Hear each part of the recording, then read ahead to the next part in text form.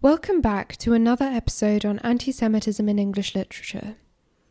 In our last episode, we looked at the Victorian period, focusing on the work of Charles Dickens. Today, we'll be talking about 20th century writers, from the blazing Modernists to the beloved children's author Roald Dahl. But before we begin, don't forget to like and subscribe.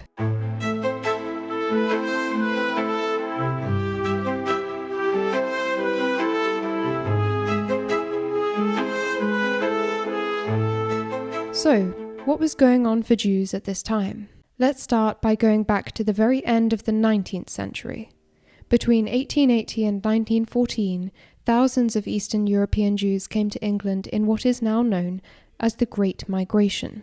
Many of them were refugees, fleeing from persecution in Russia. These Ashkenazi Jews settled in the slums around the Whitechapel and Spitalfield districts of East London. A colourful community soon emerged. In the years leading up to the Second World War, over 100 synagogues were established in the Jewish East End, alongside literary societies, cinemas, dance halls, political groups, bagel bakeries, kosher restaurants, and a number of Yiddish theatres, newspapers, and journals. However, Jews in England still met with challenges, since this wave of immigration revived social tensions. The Boer War of 1899 to 1902, a colonial conflict in South Africa that provoked considerable opposition, was frequently blamed on the Jews. Keir Hardie, the founder of the Labour Party, stated that half a dozen financial houses, many of them Jewish, to whom politics is a counter in the game of buying and selling securities, had led the country into war. Similarly, the Trade Union Congress of 1900 passed a resolution arguing that the Boer War was being fought to secure the gold fields of South Africa for cosmopolitan Jews, most of whom had no patriotism and no country. New life was breathed into anti-Semitic tropes, that of the warmongering Jew, the wandering Jew, the rich capitalist Jew, the puppet master Jew, and, one for the modern era, the colonialist Jew. Against this backdrop of rising anti-Semitism, the 1905 Aliens Act was passed to curb Jewish immigration. Then came the Marconi case of 1912, an insider trading scandal that prompted anti-Semitic allegations against Jewish politicians, as well as a stream of problematic cartoons in popular magazines like Punch. In the 1930s, extreme politics in Europe led to the emergence of the British Union of Fascists, or the Black Shirts, led by Sir Oswald Mosley.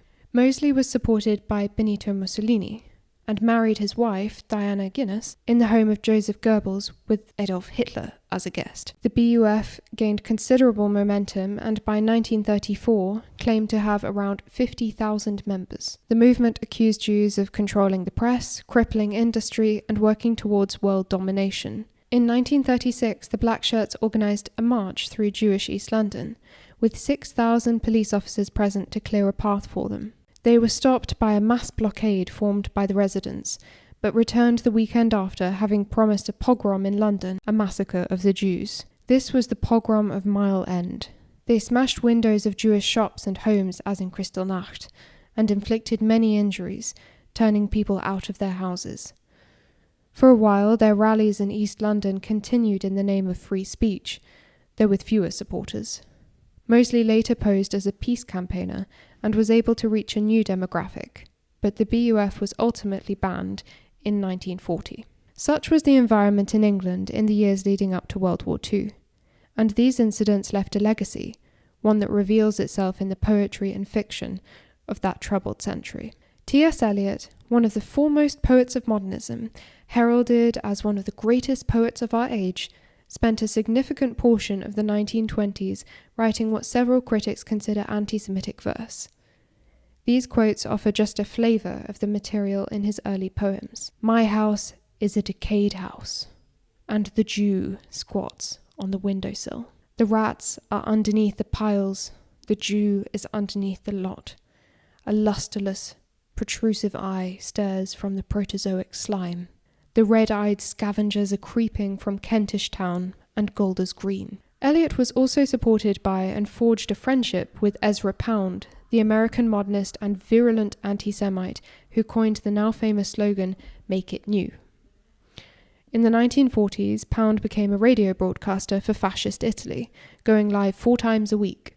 He urged people to read the Protocols of the Elders of Zion, the Tsarist forgery, and praised Hitler's Mein Kampf. In a broadcast in March 1942, he addressed Britain, saying, "You let in the Jew, and the Jew rotted your empire, and you yourselves out-Jewed the Jew."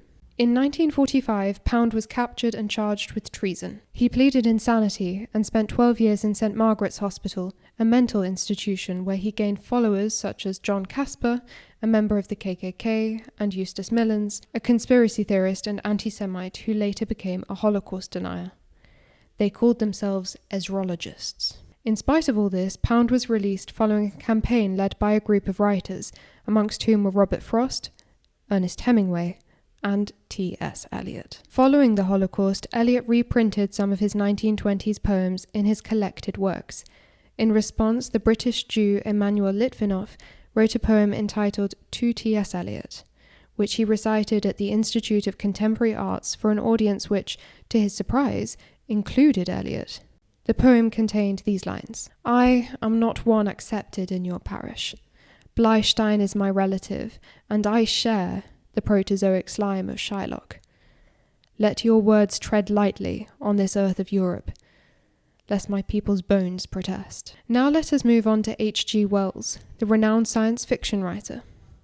Prior to World War II, Wells was a prominent opponent of Zionism. When a fellow writer, Israel Zangwill, expressed his interest in Zionism in the 20th century, Wells responded, "Your people are rich enough, able enough, and potent enough to save themselves."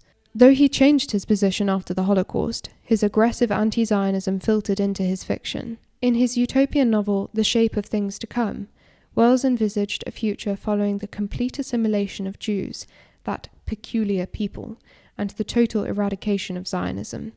His descriptions drew upon anti-Semitic tropes such as dual loyalty. One could never tell whether a Jew was being a citizen, or whether he was being just a Jew. The annihilation of Jewish culture was a key part of Wells's vision. And yet, between 1940 and 2059, in little more than a century, this antiquated, obdurate culture disappeared. It and its Zionist state, its kosher food, the law, and all the rest of its paraphernalia were completely merged into the community. They were educated out of their oddity and racial egotism in little more than 3 generations. For further examples of anti-Semitism in the literary canon, let us also look to Hilaire Belloc, G.K. Chesterton, and George Bernard Shaw. Hilaire Belloc, the satirist and children's poet, though he declared that he condemned the persecution of the Jews, also warned of a Jewish problem in Europe and firmly believed that Jews were Christ killers and too prominent in the world of international finance. G.K. Chesterton, the author and philosopher, accused Jews of being disloyal to their country, and in his book The New Jerusalem, stated that while he believed that Jews should be able to hold high office, they should do so in Oriental dress. The point is, Chesterton argued, that we should know where we are, and he would know where he is, which is in a foreign land. George Bernard Shaw, an anti-Zionist come apologist for the Nazi regime, had a particular obsession with Jews. He called them obnoxious creatures and suggested that it would have been better for the world if the Jews had never existed. In an interview published on the 7th of February 1934 in The Lister, a BBC magazine, he went still further, stating, "I appeal to the chemists to discover a humane gas that will kill instantly and painlessly." This came just before Hitler used Zyklon B gas to murder millions of Jews as part of the final solution. Shaw later denied the Holocaust, referring to it as an administrative inefficiency. Another vocal anti-Semite and anti-Zionist in literary circles was Roald Dahl, the famous children's author. "There is a trait in the Jewish character that does provoke animosity," he mused in an interview with the New Statesman in 1983. "Maybe it's a kind of lack of generosity towards non-Jews. I mean, there's always a reason why anti-anything crops up anywhere. Even a stinker like Hitler didn't pick on them for no reason." He also claimed that the US government was utterly dominated by the great Jewish financial institutions, and that Jews control all the publishing houses. During the Lebanon War in the 1980s, he compared Israelis to Hitler and Himmler, a breach of the international definition of anti-Semitism.